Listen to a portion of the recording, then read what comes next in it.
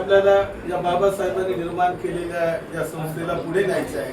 त्यांच्या मागे मागे निर्माण केलेली हे पाटीलची संस्था म्हणा, त्यानंतर आपलं पुण्याचे जे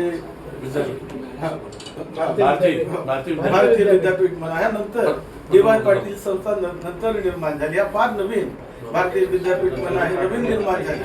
पण आज कुठे विकास झाला, किती विकास केला त्यांनी, जगभर त्यांचा विकास झाला. आणि म्हणूनच साहेबांनी जर नेतृत्व केलं आणि सर्व आपण जे नेते आहेत, आपण सर्व आदरणीय, आम्हाला बाबासाहेबांचे कुटुंब आदरणीय आहे, आम्ही पूजनीय मानतो, वंदनीय मानतो. त्यांचाही सन्मान झाला पाहिजे, सगळ्यांचा सन्मान झाला पाहिजे. आठवले साहेब सगळ्यांचा सन्मान करतात आणि लोकनेते म्हणून आज साहेब बाबासाहेबांचे दिशा पुढे नेत आहेत.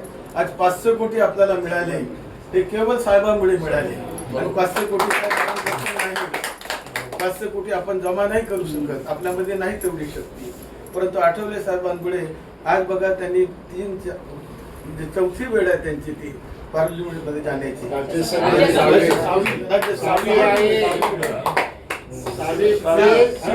भूमीला पुन्हा 9वी होणार.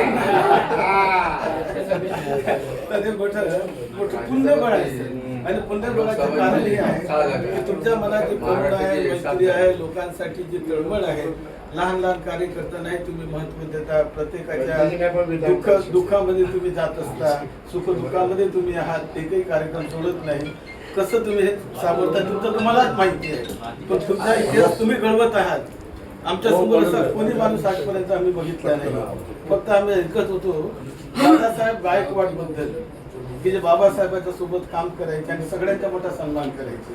आज दिल्लीमध्ये आपल्या शासकीय बंगल्यामध्ये बुद्धाची मूर्ती बसवली, बाबासाहेबांची मूर्ती बसवली.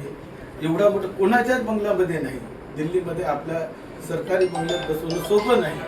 पण केवळ आपल्या मैत्री भावनेने, आपली जी मैत्री आहे आणि बुद्धानेच ती मैत्री शिकवली ती आपण पाळत आहात.